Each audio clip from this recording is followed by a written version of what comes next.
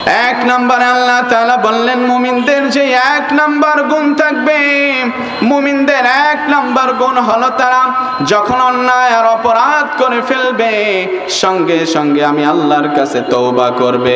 আমি আল্লাহর কাছে যখন তারা তওবা করবে আমি আল্লাহর সঙ্গে সঙ্গে তাদের গুনাহ খাতাগুলো মাফ করে দেব। মিস্টার ইবলিস শয়তান আল্লাহকে বললেন, ও আল্লাহ, আপনি আমাকে এমন পাওয়ার দিন আমি যেন মানুষের শিরা উপশিরায় গিয়ে আমি যেন মানুষদেরকে ধোঁকা দিতে পারি। আল্লাহ, যেই মানুষদের কারণে, যে আদম সন্তানের কারণে, যেই তোমার মাখলুকাত আশরাফুল মাখলুকাতের কারণে আমি জাহান্নামী হয়ে গেলাম, আল্লাহ তুমি আমাকে এই ক্ষমতা দাও আমি যেন মানুষদের শিরা উপশিরায় গিয়ে আমি মানুষদের ধোঁকা দিতে পারি। আল্লাহ, তোমাকে আমি বললাম আমাকে যদি এই ক্ষমতা তুমি দিয়ে দাও, আল্লাহ তোমার যত বান্দা বান্দি রয়েছে আমি তোমার সকল বান্দা বান্দিদেরকে জাহান্নামে নিয়ে যাব। আল্লাহ তাআলা সঙ্গে সঙ্গে ইবলিস যেই কথা বললেন, আল্লাহ বললেন, যাও ইবলিস, তোমাকে সেই ক্ষমতা আমি দিয়ে দিলাম। আল্লাহ তাআলা বললেন, ও ইবলিস শুনে নাও, আমার বান্দা বান্দি যখন গুনাহের মধ্যে লিপ্ত হয়ে যাবে তোমার ওয়াসওয়াসায়, আমার ওই বান্দা বান্দিরা যখন তাদের ভুলগুলো বুঝতে পারবে, তারা যখন তওবা করবে, আমি আল্লাহর সঙ্গে সঙ্গে তাদের তওবা কবুল করে নেব। আল্লাহ তাআলা ইবলিসকে বললেন, ইবলিস শুনে নাও, তোমাকে আমি সব কিছু দিয়ে দেব, শুধুমাত্র দুইটা জিনিস আমি তোমাকে দেব না। এক হলো তোমাকে আমি কোনো সময় জান্নাতে দেব না, আর দুই নাম্বার, ও ইবলিস শুনে নাও, আমি আল্লাহ তোমাকে কোনো সময় কিন্তু ক্ষমা করব না।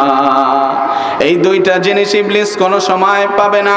আল্লাহ তাআলা ইবলিসকে, শয়তানকে কোনো সময় মাফ করবে না। আর দুই নাম্বার হইল, দুই নাম্বারে আল্লাহ তাআলা তাকে কোনো সময় জান্নাতে দেবে না। ইবলিস অহংকার করেছিল। মানুষ হিসেবে বলেন তো, আমরা যদি অহংকার করি তাহলে আমাদের ভিতরে কার গুণাবলী আসে? ইবলিসের। তাহলে আমাদের কিন্তু কোনো সময় অহংকার করা চলবে, অহংকার করা যাবে না। কারণ এই ছোট্ট হায়াতের জিন্দেগি, যে কোনো সময় আমি আপনি কিন্তু 3.5 হাত মাটির জমিনে চলে যাব।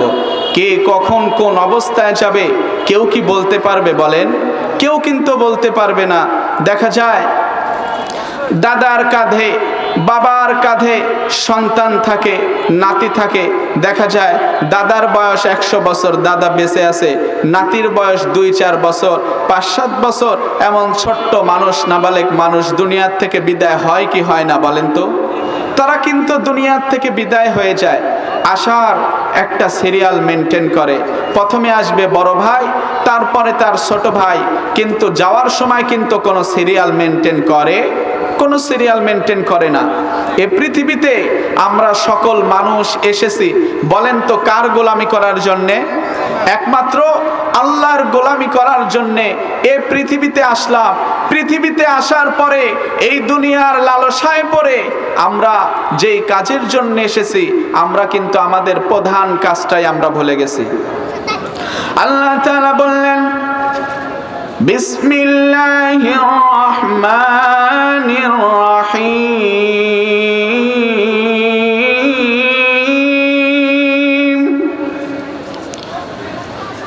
ইয়া আইয়ুহান নাসু উবুদু রাব্বাকুমুল্লাযী খালাকাকুম ربكم الذي خلقكم والذين من قبلكم لعلكم تتقون।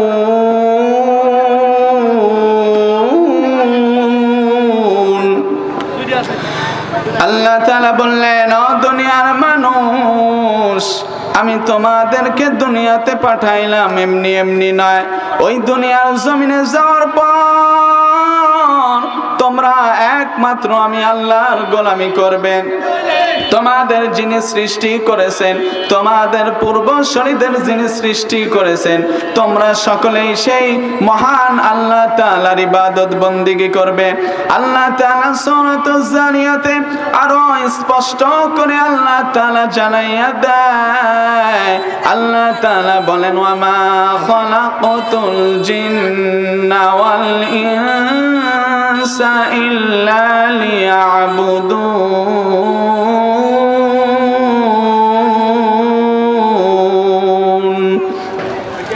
আল্লাহ তাআলা বললেন, ও দুনিয়ার মানুষ, আমি তোমাদেরকে এবং জিন জাতিকে, এই মানুষদেরকে, আমাদেরকে এবং আল্লাহ তাআলা জিন জাতিকে এই দুনিয়ায় প্রেরণ করেছেন একমাত্র তার গোলামি করার জন্য, তার দাসত্ব করার জন্য।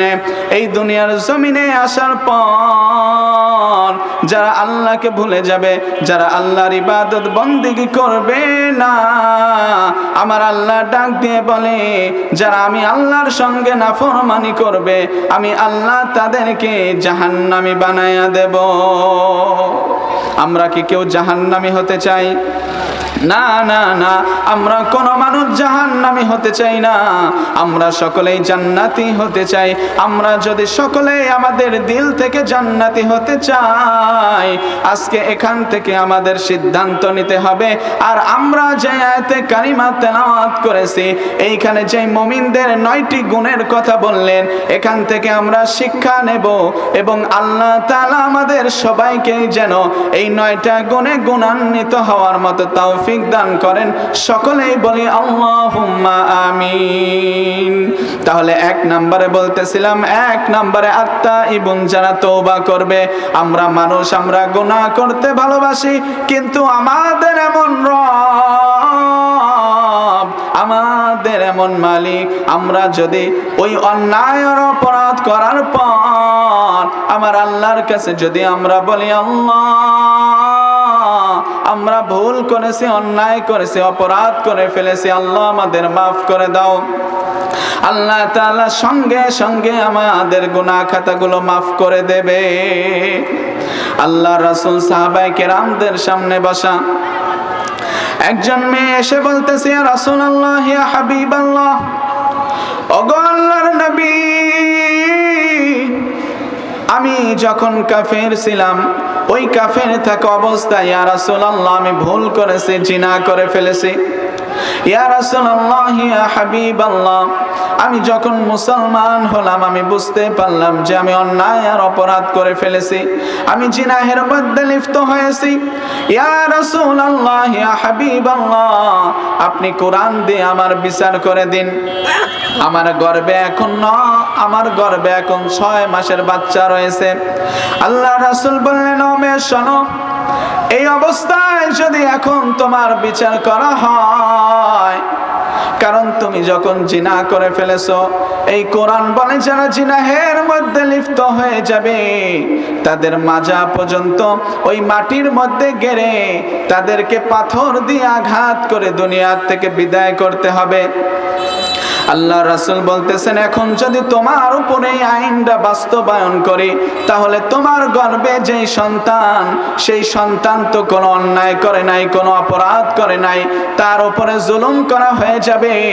অতএব সন্তান যখন প্রসব করবে, তারপরে তুমি আমার সঙ্গে দেখা করতে আসবে। সন্তান যখন দুনিয়ার জমিনে চলে আসলেন, এবার মা তার সন্তানকে নিয়ে নবীর দরবারে হাজির। নবীর দরবারে আসার পরে বলতেছেন, ইয়া রাসূলুল্লাহ, ইয়া হাবিবাল্লাহ, আমার সন্তানকে নিয়ে আমি আপনার দরবারে চলে এসেছি, আমাদের বিচার করে দিন। আল্লাহ রাসূল বললেন, মেয়ে শোনো, এই অবস্থায় যদি তোমার বিচার করা হয়, তাহলে তোমার স্তনে যেই দুধ রয়েছে তোমার বাচ্চা পান করবে, তার হক যদি আমি নষ্ট করে ফেলি, ও মেয়ে শুনে নাও, কাল কিয়ামতের ময়দানে তোমার সন্তান আমার বিরুদ্ধে দাঁড়িয়ে যাবে আল্লাহর কাছে। অতএব তোমার সন্তান যখন জমিনের খাবার খাওয়া শুরু করে দেবে, তোমার সন্তান যখন খাবার খাওয়ার উপযুক্ত সময় হয়ে যাবে, ওই সময়টা তুমি আমার কাছে আসবে। ওই সময়টা আসার পরে তোমার বিচার করা হবে। সন্তানের বয়স যখন বেড়ে গেল, আল্লাহ রাসূলের কাছে মেয়েটা চলে আসলেন। আসার পরে আল্লাহ রাসূলকে বললেন, ইয়া রাসূলুল্লাহ, ইয়া হাবিবাল্লাহ, এবার আপনি আমার বিচার করুন। ওই মেয়ে একবার দুইবার নয়, আল্লাহর রাসূলের কাছে তিনবার চলে এসেছেন, শুধু এই ভয়ে যে দুনিয়ার জমিনে আমি যে অন্যায় করেছি আর অপরাধ করেছি, দুনিয়ায় যদি বিচার করা হয়, তাহলে ওই কিয়ামতের ময়দানে এই বিষয়টা নিয়ে আল্লাহ তাআলা আর আমাদের বিচার করবে না। দুনিয়ায় যদি আমরা অন্যায় আর অপরাধ করি, আমরা কিন্তু স্বীকার করতে চাই না, আল্লাহ তাআলার কাছে নত হতে চাই না।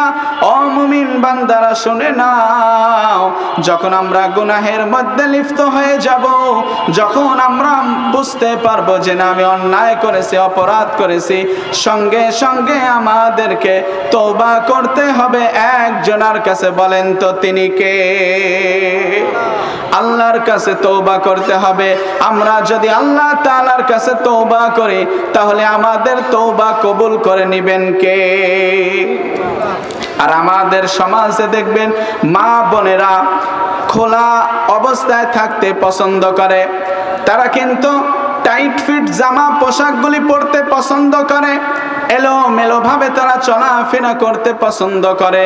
ওই মানুষদের ভিতরে, আমার মা বোনদের ভিতরে যদি প্রকৃতপক্ষে আমার রবের ভয় যদি থাকতো, ওই মানুষ কিন্তু খোলামেলা ভাবে কোনো সময় মানুষদের সামনে আসতে পারতো না। তাদের ভিতরে আল্লাহর ওই ভয়টা নাই। এই মেয়ের কথা বলতেছিলাম, সে জিনা করেছে, জিনা করার পরে যখন বুঝতে পারলেন যে না আমি অন্যায় করে ফেলেছি, অপরাধ করে ফেলেছি, তখন তিনি বারবার আল্লাহর রাসূলের কাছে আসতেছে, জিয়া রাসূল আল্লাহ, আপনি কোরআন দিয়ে বিচার করে দেন, যেন কাল কিয়ামতের ময়দানে আমার রব আমার এই বিষয়টা নিয়ে সমস্ত মানুষের সামনে যেন আর আমার আমলনামাটা না খুলে, মানুষদের সামনে যেন আর উল্লেখ না করে যে আমি দুনিয়ার জমিনে এই গুনাহটা করেছি। আমরা যদি ঘরের দরজা আটকিয়ে দিয়ে, জানলা দরজা সব কিছু বন্ধ করে আমরা যদি গুনাহের মধ্যে লিপ্ত হই, দুনিয়ার কোনো মানুষ যদি না দেখে, একজন দেখেন, তিনি কে?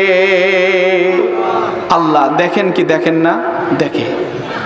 মা বোনদের কথা বলতেছিলাম, তারা যদি পর্দার সহিত যদি চলাফেরা করে, তাহলে আমার রব খুশি হবে না রাগান্বিত হবে? বলেন তো। নামাজ যেমন আমাদের উপরে ফরজ, প্রতিটা নর নারীর উপরে, প্রতিটা নারীর উপরে এই পর্দা করা কি বলেন তো ফরজ। চুলগুলো এলোমেলো ভাবে, খোলাভাবে মানুষদের সামনে চলাফেরা করে, এর জন্য কিন্তু আল্লাহ তাআলার কাছে জবাবদিহিতা করতে হবে কি হবে না? বলেন তো হবে। শুধু সেই মেয়ের নয়, তার যেই গার্জিয়ান বাবা, তারা কাল কিয়ামতের ময়দানে দাউস হিসাবে তাদের উঠানো হবে। তাদের যেই দায়িত্ব ছিল, সেই দায়িত্ব তারা যথাযথভাবে পালন করতে পারে নাই।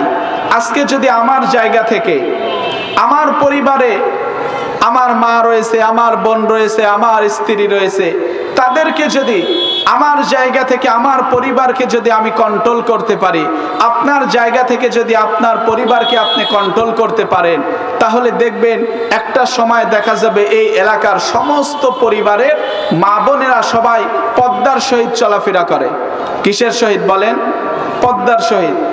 আর আমাদের মেয়েরা খোলামেলা ভাবে তারা টাইট ফিট জামা পরে রাস্তাঘাটে চলাফেরা করে। এর জন্যে বাবারা কোনো সময় মেয়েকে সৎ উপদেশ দেয় না। এই কাজটা যদি না করে, অবশ্যই অবশ্যই ওই বাবার নামাজ রয়েছে, বাবার রোজা রয়েছে, হজ রয়েছে, যাকাত রয়েছে, সব কিছু থাকার পরেও ওই বাবাকে ওই মেয়ের জন্য জাহান্নামে যেতে হবে। কোথায় যেতে হবে বলেন? জাহান্নামে।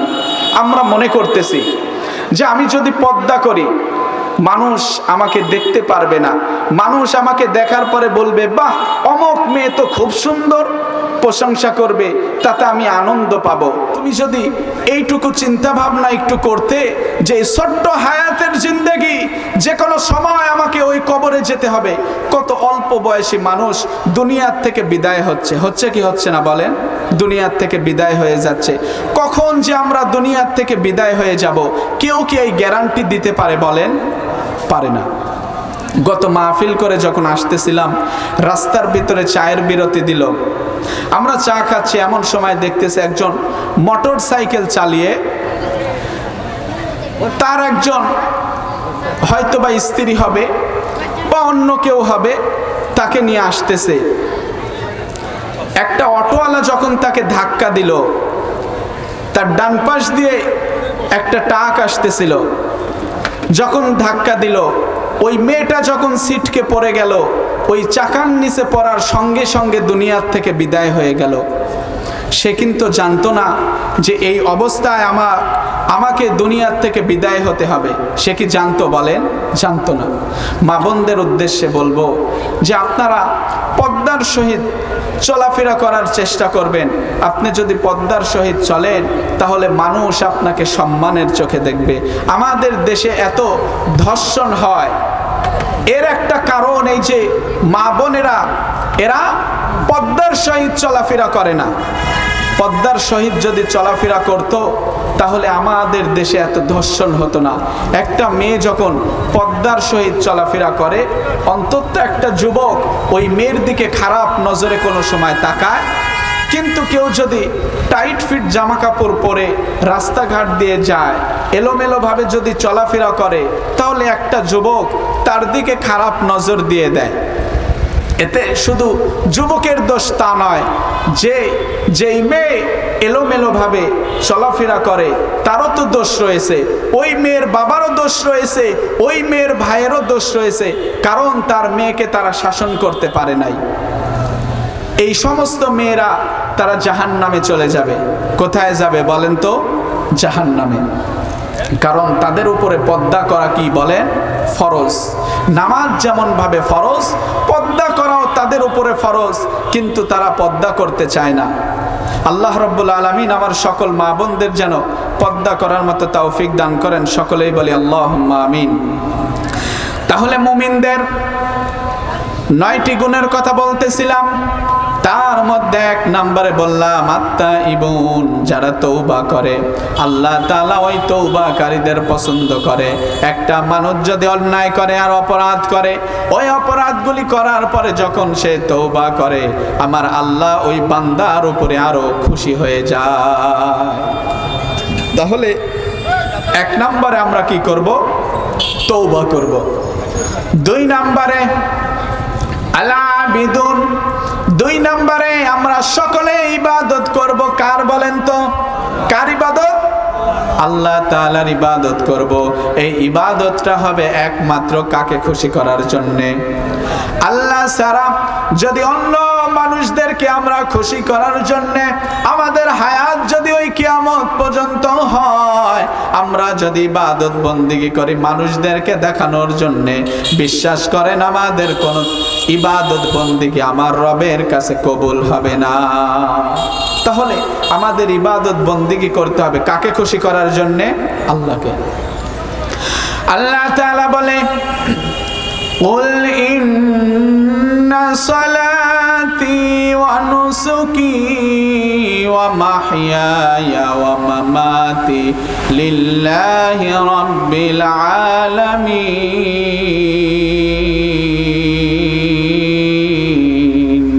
আল্লাহ তাআলা বলে বান্দারে, তোমার জীবনের নামাজ, তোমার জীবনের রোজা, তোমার জীবনের হজ, তোমার তোমার জীবনের যাকাত, তোমার জীবনের কুরবানি, তোমার জীবনের যত আমল রয়েছে সব কিছু করতে হবে আমি আল্লাহকে রাজি আর খুশি করার জন্যে।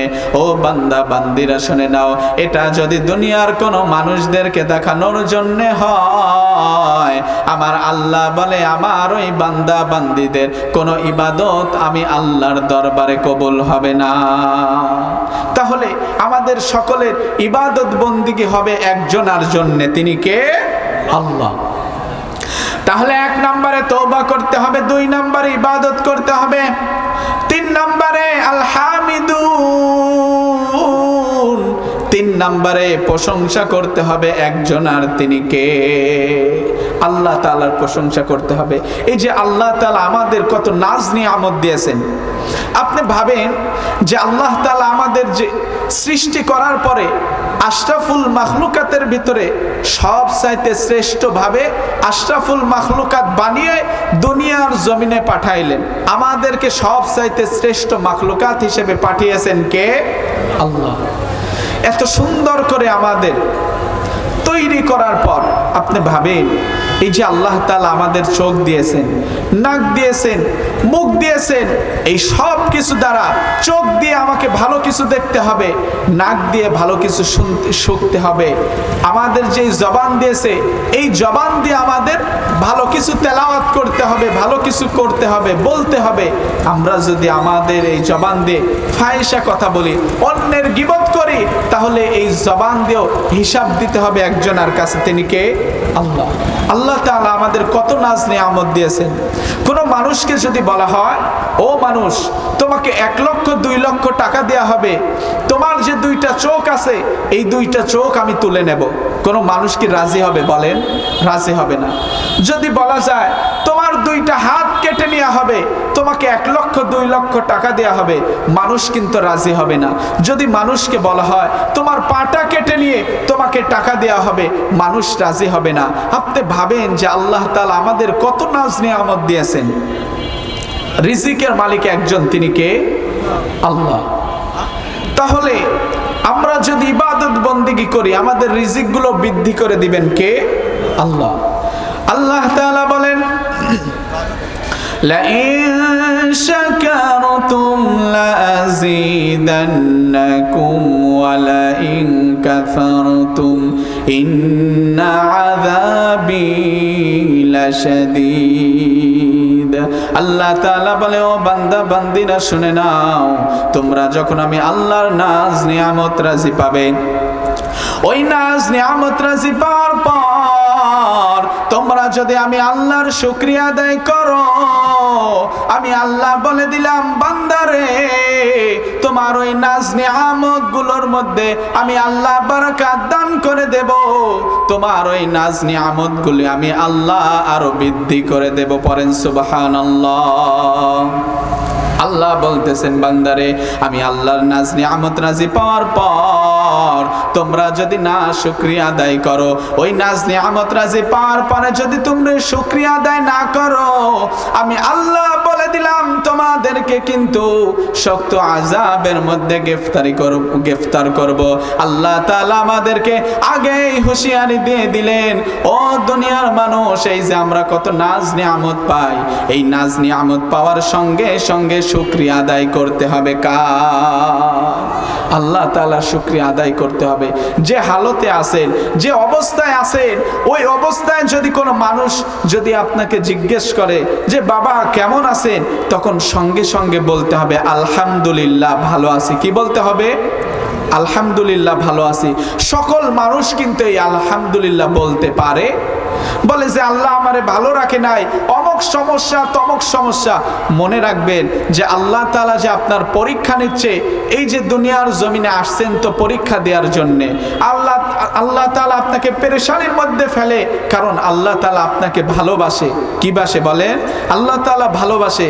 দুনিয়ার জমিনে আসার পরে আল্লাহ তাআলা বান্দাদের পরীক্ষা নেয়। কোনো মানুষকে সম্পদ দিয়ে পরীক্ষা নেয়, আর কোনো মানুষের থেকে সম্পদ নিয়ে কেড়ে নিয়ে আল্লাহ তাআলা পরীক্ষা নেয়। আল্লাহ তাআলা বলে ইন্নাল্লাহা মাআস সাবিরিন, আমার যেই বান্দা বান্দিরা ধৈর্য ধারণ করে আমি আল্লাহ বলে দিলাম যে আমি ওই সবরকারীদের সঙ্গে রয়েছে। পড়েন সুবহানাল্লাহ। তাহলে সর্ব অবস্থায় আমরা শুকরিয়া আদায় করব কার? তাহলে 1 নম্বরে কি? তওবা করব, 2 নম্বরে ইবাদত করব, 3 নম্বরে আলহামিদুন, 3 নম্বরে আমরা শুকরিয়া আদায় করব আল্লাহ, 4 নম্বরে আসাইহুন। এই যে রমজান মাসে যখন রোজা আসবে, একটা মাস আমাদের উপরে এই রমজানটা ফরজ করেছেন কে বলেন? আল্লাহ তাআলা আমাদের উপরে এই সিয়ামটা ফরজ করেছেন। এই রমজানের রোজা আমাদেরকে রাখতে হবে। আল্লাহ তাআলা 5 নম্বরে বলেন আর রাকিউন, যারা রুকু করে, আস্তাজিদুন, যারা সিজদা করে। তাহলে আমরা রুকু আর সিজদা যদি করতে চাই তাহলে আমাদের বলেন নামাজ পড়ার প্রয়োজন আছে না নাই? নাকি শুধু বাবার দরবারে ওই সিজদা দিলেই হবে? বলেন, বাবার দরবারে যারা সিজদা দেয় তারা শিরক করে। আল্লাহ তাআলা বান্দাদের 2টা গুনাহ কোনো সময় মাফ করবে না, ক্ষমা করবে না। কয়টা গুনাহ বলেন? 2টা গুনাহ। 1 নম্বর গুনাহ, যারা আল্লাহর সঙ্গে অন্যকে শরীক করবে, শিরক করবে, আল্লাহ তাআলা ওই বান্দা বান্দীদের কোনো সময় মাফ করবে না। 2 নম্বরে বান্দা বান্দিরা যদি অন্যের হক নষ্ট করে তাহলে এইটা কিন্তু আমার রব কিন্তু মাফ করবে। অন্যের হক কিন্তু কোনো সময় নষ্ট করা যাবে না, অন্যের হক নষ্ট করা যাবে না। তাহলে 2টা গুনাহ যদি কোনো বান্দা বান্দি করে আল্লাহ তাআলা মাফ করে না। 1 নাম্বার যদি শিরক করে, আর 2 নাম্বার যদি অন্যের হক যদি নষ্ট করে, আল্লাহ তাআলা এই 2টা গুনাহ কিন্তু কোনো সময় মাফ করবে না। তাহলে আমরা সকলেই বলেন প্রতিদিন কয় ওয়াক্ত নামাজ পড়ব? 5 ওয়াক্ত নামাজ পড়লেই হবে না শুধু জুম্মার দিনে শুকর আলী হলেই হবে? শুধু জুম্মার দিনে শুক্রবারের নামাজটা পড়লেই কি হয়ে যাবে? না, আল্লাহ তাআলা আমাদের উপরে প্রতিদিন কয় ওয়াক্ত নামাজ ফরজ করেছে? 5 ওয়াক্ত। কিন্তু 5 ওয়াক্ত নামাজ ফরজ করার পরেও আমরা নামাজ পড়তে চাই না। বলেন, নামাজ পড়তে চাই, সকলেই কি পড়ে? বলে হুজুর এত ঠান্ডা, এর মধ্যে কি ওযু করে নামাজ পড়া যায়? এত শীতের মধ্যে এত আরামের জায়গা রেখে আমি মসজিদে যাব, এখানেই নামাজ পড়ি বা শীতের মধ্যে নামাজ পড়ি না। বলেন, যেই বান্দা বান্দির উপরে ইবাদত, এই যে ফজরের নামাজটাও যদি ফরজ হয়, ও যদি নামাজ না পড়ে তাহলে আল্লাহ তাআলার কাছে জবাবদিহিতা করতে হবে কি হবে না? ওই মানুষ যদি ভাবতো যে হারে যে কোনো সময় আমাকে এই দুনিয়ার থেকে বিদায় হতে হবে, যে কোনো সময় আমি মারা যাব, ওই মানুষ যদি ভাবতো এই ছোট্ট হায়াতের জিন্দেগিতে আমি তো আমার ক্ষমতা দিয়ে, টাকা পয়সা দিয়ে আমি এই জমিনে থাকতে পারবো না, যে কোনো সময় আমার সামনে মালাকুল মাউত চলে আসতে পারে, অতএব আমাকে সর্বদা আল্লাহকে রাজি আর খুশি রাখতে হবে। আল্লাহর যে অর্ডার প্রতিদিন 5 ওয়াক্ত নামাজ, এই নামাজ তো আমাকে পড়তেই হবে। নামাজ পড়তে হবে কি হবে না? বলেন, আল্লাহ তাআলা বান্দাদেরকে বলবে, বান্দা যাও, আজকে তুমি যদি আমি আল্লাহকে একটা রুকু দিতে পারো, ও বান্দা আমি তোমাকে জান্নাত দিয়ে দেব। বান্দাদের এই পিঠটা এত শক্ত হয়ে যাবে, হাজারো চেষ্টা করে ওই বান্দা আমার আল্লাহকে রুকু দিতে পারবে না। কারণ সে দুনিয়ার জমিনে রুকু দেয় নাই, সিজদা দেয় নাই, সেই সময় তো সিজদা দিতে পারবে না। যারা দুনিয়ার জমিনে রুকু আর সিজদা দিবে সেদিনও আল্লাহকে তারা সিজদা দিতে পারবে, রুকু দিতে পারবে। পড়েন সুবহানাল্লাহ। বলেন, এই যে আজকে আমরা মাহফিলে আসলাম, ফজর নামাজের পরে ওই মসজিদের মাইক গুলিতে এলান হতে পারে অমুক গ্রামের অমুক ব্যক্তি দুনিয়ার জমিনে নাই, সে দুনিয়ার থেকে বিদায় হয়ে গেছে। আগামীকাল 10টার সময় ওই কাশিকাটা স্কুল অ্যান্ড কলেজ মাঠের মধ্যে জানাজার নামাজ হতে পারে কি পারে না? বলেন, পারে কি পারে না? যে কোনো সময় আমি আর আপনি দুনিয়া থেকে বিদায় হয়ে যাব। ওই বিদায় হওয়ার আগে আমাদেরকে কিন্তু আল্লাহর প্রিয় বান্দা আর বান্দি হতে হবে। আমাদেরকে প্রতিদিন 5 ওয়াক্ত নামাজ আদায় করতে হবে। আল্লাহ যে অর্ডার করলেন ওই অর্ডারগুলি আমাদেরকে পালন করতে হবে।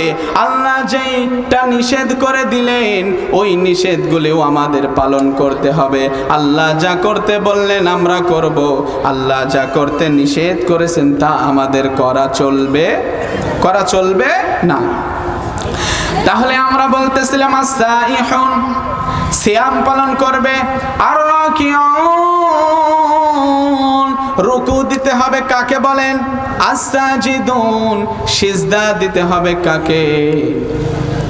আস-সাজিদুন আল আমিরুনা বিল মারুফ। আল্লাহ তাআলা বলে বান্দা বান্দিরা শুনে নাও, ওই দুনিয়ার জমিনে যাওয়ার পর তোমাদের সবাইকে ভালো কাজ করতে হবে, বেশি বেশি আমল করতে হবে। কোনো সময় খারাপ কাজের মধ্যে লিপ্ত হওয়া যাবে? খারাপ কাজের মধ্যে যদি আমরা লিপ্ত হয়ে যাই, ও দুনিয়ার মানুষ শুনে নাও, আমরা যদি গুনাহের মধ্যে লিপ্ত হয়ে যাই, আল্লাহ তাআলা কিন্তু আমাদের দুই কাঁধের মধ্যে 2 জন ফেরেশতা নিযুক্ত করে দিয়েছেন।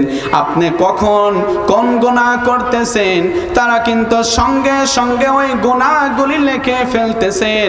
আবার কিন্তু আমাদের আমলনামা এই পৃথিবীর শুরু থেকে শেষ পর্যন্ত যত মানুষ এই দুনিয়ার জমিনে আসবে ওই মানুষদের সামনে আমাদের সকল আমলনামা দেখানো হবে। আপনি কখন কোন গুনাহের মধ্যে লিপ্ত হয়েছেন, কয়টার সময়, কয় ঘন্টা, কয় মিনিট, কয় সেকেন্ডে আপনি গুনাহ করেছেন, আপনার আমার আমলনামার মধ্যে কিন্তু সব কিছু কিন্তু লেখা থাকবে। আবার ভিডিও ফুটেজের মাধ্যমে কিন্তু আল্লাহ তাআলা সকল গুনাহ মানুষদের সামনে ওপেন দেখিয়ে দেবে। দুনিয়ায় দেখবেন মানুষ যদি ওই যে ফেল করে ফেলে, অনেকে দেখা যায় গলায় দড়ি দেয় কি দেয় না? গলায় দড়ি দিয়ে দেয়। মানুষ কিন্তু দুনিয়ার থেকে বিদায় হয়ে যায়। মানুষ যদি খারাপ কাজের মধ্যে লিপ্ত হয়ে যায়, মানুষদের সম্মুখে যদি চলে আসে, মানুষগুলি হয়তো বা বলবে যে অমুকে এই গুনাহ অমুক খারাপ কাজটা করেছে। অনেক মানুষ লজ্জিত হয়ে কিন্তু দুনিয়ার থেকে বিদায় হয়ে যায়, বিষ খায়, গলায় দড়ি দেয়, দুনিয়ার থেকে বিদায় হয়, মারা যায়। কিন্তু ওই হাসরের ময়দানে কোনো মানুষ কিন্তু মারা যাবে না। মানুষ, আল্লাহ তাআলা বলতেছেন লা ইয়ামুতু ফিহা ওয়ালা ইয়াহইয়া, মানুষ সেখানে মরবেও না, আবার মানুষ সেখানে বাঁচবেও না। মানুষদের শাস্তি দিতে থাকবে। ওই পৃথিবীর শুরু থেকে শেষ পর্যন্ত যত মানুষ আসবে সকল মানুষদের সামনে কিন্তু আমাদের কুকর্ম সব দেখানো হবে। সেদিন মানুষ লজ্জিত হবে কি হবে না বলেন? লজ্জিত হবে। সেদিন কি অবস্থা হবে ভাবেন? আমাদের কোনো সাথী থাকবে না। দুনিয়ার মানুষ, এখন যদি আমি বিপদে পড়ে যাই, আমি যদি আমার বাবার কাছে সাহায্য চাই, আমার বাবা কিন্তু আমাকে সাহায্য করবে। আমার বাবা যদি সাহায্য না করে, আমার বন্ধুর কাছে যদি বলি, আমার ভাইয়ের কাছে, আমার মায়ের কাছে, আমার বোনের কাছে যদি আমি সাহায্যের কথা বলি, তারা কিন্তু আমাকে সাহায্য করবে। কিন্তু ওই কাল কিয়ামতের ময়দানে একজন মানুষ কিন্তু আর একজন মানুষকে সাহায্য করবে না। আল্লাহ তাআলা আগেই জানিয়ে দিলেন, ওয়াত্তাকু ইয়াউমান লা তাজজি নাফসুন আন নাফসিন শাইআন ওয়া লা ইউকবালু মিনহা শাফাআতুন ওয়া লা ইউখাযু মিনহা আদলু ওয়া লা হুম ইউনসারুন। আল্লাহ তাআলা বললেন, ও দুনিয়ার মানুষ শোনে না, সেদিন মানুষগুলি যখন বিপদগামী হয়ে যাবে, ওই মানুষগুলি যদি ভাইয়ের কাছে গিয়ে বলে, ভাই আমাকে সাহায্য করো, ভাই কোনো সাহায্য করবে না। বোনের কাছে গিয়ে যদি বলে, বোন বোন আজকে আমাকে একটু সাহায্য করো, সেদিন বোন কোনো উপকারে আসবে না। এই যে দুনিয়ার জমিনে বাবা সন্তানদের এত ভালোবাসে, ওই বাবাও কিন্তু সেদিন কোনো উপকারে আসবে না। মা আমাদেরকে এত ভালোবাসে, সেদিন মাও কিন্তু কোনো উপকারে আসবে না। সেদিন মাও অস্বীকার করবে না তুমি আমার সন্তান নয়। সেদিন কিন্তু মাও কিন্তু অস্বীকার করবে যে দুনিয়ার জমিনে আমার কোনো সন্তান ছিল না। তাহলে মানুষদের অবস্থাটা কেমন হয়ে যাবে? ওই মানুষগুলি শুধু আফসোস করতে থাকবে, ওই মানুষগুলি শুধু বলবে ইয়া লাইতানি কদ্দামতু লি হায়াতি, হায় আফসোস, ওই দুনিয়ার জমিনে থাকা অবস্থায় আমি যদি আজকের দিনের জন্য কিছু ভালো কাজ করতাম, আমি যদি নেক আমল করতাম, তাহলে আমার আজকে এই হালত হতো না, আমার এই অবস্থা হতো না। দেখেন দুনিয়ার জমিনে মানুষ যদি ব্যবসার মধ্যে লস খেয়ে যায়, ওই মানুষগুলি কিন্তু আফসোস করতে থাকে, ওই মানুষ কিন্তু নিজের হাতের মধ্যে কামড়ানো শুরু করে না। কিন্তু ওই হাসরের ময়দানে মানুষগুলি এত আফসোসটা বেড়ে যাবে, মানুষগুলি এত আফসোস করবে, ওই আফসোস করতে করতে নিজের হাতের মধ্যে কামড়ানো শুরু করবে, নিজের হাতটা খেয়ে ফেলবে শুধু আফসোস করতে করতে। একটাবার ভাবেন সেদিন মানুষের আফসোসটা কেমন হয়ে যাবে। এই যে আমরা সূর্যটা দেখি, এই সূর্যটা বিজ্ঞানী বলে এই জমিন থেকে 9,30,00,000 মাইল দূরে। এত দূর থেকে ওই সূর্যটা যখন আমাদেরকে তাপ দেয়, ওই তাপটা আমরা সহ্য করতে পারি না। আপনি ভাবেন যখন এই সূর্যটা আধাত মাথার উপরে আসবে, আর সেদিন এই যে জমিনের দিকে এই সূর্যটা এখন একটা মুখ দিয়ে রেখেছে, একটা মুখ দিয়ে তাপ দেয়, আল্লাহ সেদিন ওই সূর্যকে অর্ডার করবে, সূর্য আমি আল্লাহ যে তোমাকে 12টি মুখ দিয়েছি, জমিনের দিকে তুমি একটা মুখ দিয়েছিলে, আমি 12টি মুখ খোলার অর্ডার তোমাকে দেই নাই, কারণ আমার বান্দা বান্দি সহ্য করতে পারবে না, তাদের বড় কষ্ট হয়ে যাবে। ও সূর্য আজকে তোমার আমি অর্ডার দিয়ে দিলাম, আজকে তোমার একটা মুখ নয়, আমি আল্লাহ যে তোমার 12টি মুখ দিয়েছি, এই 12টি মুখ দিয়ে আজকে তুমি জমিনের দিকে তাপ দাও। জমিনটা তামায় পরিণত হয়ে যাবে, মানুষের মগজগুলি ওই ভাতের মারের মতো উতলাইতে থাকবে, মানুষদের হালতটা বড় খারাপ হয়ে যাবে, মানুষদের জিহ্বাগুলি নাভি পর্যন্ত ঝুলে যাবে, মানুষ সেদিন সহ্য করতে পারবে না। ও দুনিয়ার মানুষ, আমাদের টার্গেট যদি থাকে জান্নাত, তাহলে ওই মানুষ কিন্তু কোনো সময় খারাপ কাজের মধ্যে লিপ্ত হতে পারে, লিপ্ত হতে পারে না। কিন্তু আমরা শুধু দুনিয়ার পিছনেই ছুটতেছি, দুনিয়ার লালসায় আমরা পড়ে গেলাম। ও মানুষ একটা বার ভাবো, এই কাছেই কাটা এলাকার মধ্যে সব চাইতে যেই ব্যক্তি ধনী, যার সব চাইতে ধন সম্পদ বেশি, টাকা পয়সা বেশি, ওই মানুষটা যদি দুনিয়ার থেকে বিদায় হয়ে যায়, আপনারা বলেন ওই মানুষের সঙ্গে কত বিঘা জমি ওই কবরে দেয়? বলেন, সাথে কি জমি দেয়? না, মনে হয় টাকা পয়সা দেয়। যে আমার এই কাছের মানুষটা তিনি দুনিয়ার থেকে বিদায় হয়ে যায়, কবরের মধ্যে কোন অবস্থায় থাকবে, কিছু টাকা দেয়, কিছু সদাই কিনে খাবে, এমন কি কেউ করে? না, এই এলাকায় সব চাইতে ধনাঢ্য ব্যক্তি যদি মারা যায়, যদি ছেলে হয় তাকে কাফনের কাপড় দেয় 3 টুকরা, আর মেয়ে যদি হয় তাকে কাফনের টুকরা দেয় হচ্ছে 5টা। একটা যদি গরিব অসহায় মানুষও যদি এই কাছিকাটা এলাকার থেকে দুনিয়ার থেকে বিদায় হয়ে যায়, ছেলে হলে তাকে কাফনের কাপড় দেয় কয়টা? আর যদি মেয়ে হয় তার জন্য কাফনের কাপড় 5টা, তার সঙ্গে কিন্তু কোনো অর্থ সম্পদ দেয়, কোন সম্পদ দেয়? কোন সম্পদ দেয় না। আমরাও যদি দুনিয়ার থেকে বিদায় হয়ে যাই, আমাদের সঙ্গে কিন্তু কোনো সম্পদ দেয়া হবে, কোনো সম্পদ দেয়া হবে না। আমাদের সঙ্গে কোন সম্পদ যাবে? এই যে নামাজ, রোজা, হজ, যাকাত, দান, সদকা সাদকা, আপনি এই যে মাদ্রাসায় যদি আপনি দান করেন, এই টাকাটা কোন কাজে ব্যয় হবে? হাদিস শরীফের মধ্যে আসছে, খৈরুকুম মান তাআল্লামাল কুরআনা ওয়া আল্লামা, তোমাদের মধ্যে সর্বোত্তম ওই ব্যক্তি যে নিজে কোরআন শিক্ষা করে এবং অপরকে শিক্ষা দেয়। আপনি যদি এখানে দান করেন, এই যে মাদ্রাসা, এই ছাত্রদের পিছনেই কিন্তু এই টাকাটা ব্যয় হবে, মাদ্রাসার উন্নতির কাজেই কিন্তু ব্যয় হবে। এই দানের বদৌলতে আল্লাহ তাআলা কাল কিয়ামতের ময়দানে বান্দাদের ছোট্ট ছোট্ট ওসিলা দিয়ে মাফ করে দিবে। আজকে যদি আপনি এই মাদ্রাসায় দান করেন দিল থেকে, মানুষকে দেখানোর জন্য নয়, আপনার দান হবে কাকে খুশি করার জন্যে? আল্লাহকে খুশি করার জন্য। যদি এই দানটা হয়, তাহলে এই দানের বদৌলতে আল্লাহ তাআলা জিন্দেগীর গুনাহ খাতা মাফ করে দিয়ে আল্লাহ জান্নাত দিয়ে ধন্য করে দেবে। পড়েন সুবহানাল্লাহ। তাহলে আমাদের জায়গা থেকে আমরা সকলেই চেষ্টা করব দান বেশি করার না কম। যখন যে অবস্থায় থাকবেন আমরা মনে করি, আহারে ওই মাদ্রাসায় যদি আমি 1,000 দান করি, 5,000 টাকা যদি আমি দান করি, তাহলে আমার সম্পদ বুঝি কমে গেল। আল্লাহ তাআলা বলে, বান্দারে না, তুমি যখন আমি আল্লাহর রাস্তায় দান করে দিবে, তোমার ওই সম্পদ কমবে না, বরং আমি আল্লাহ তোমার সম্পদগুলি আরো বৃদ্ধি করে দেব। পড়েন সুবহানাল্লাহ।